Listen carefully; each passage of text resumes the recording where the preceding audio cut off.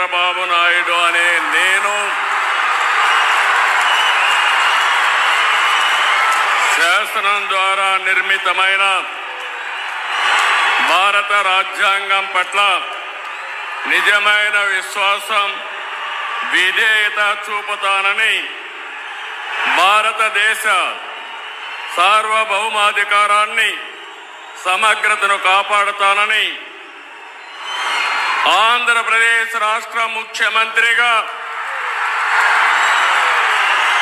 నా కర్తవ్యాలను శ్రద్ధతో, అంతఃకరణ శుద్ధితో నిర్వహిస్తానని, భయం గాని, పక్షపాతం గాని, రాగద్వేషాలు గాని లేకుండా రాజ్యాంగాన్ని, శాసనాలను అనుసరించి ప్రజలందరికీ న్యాయం చేకూరుస్తానని దైవ సాక్షిగా ప్రమాణం చేస్తున్నాను.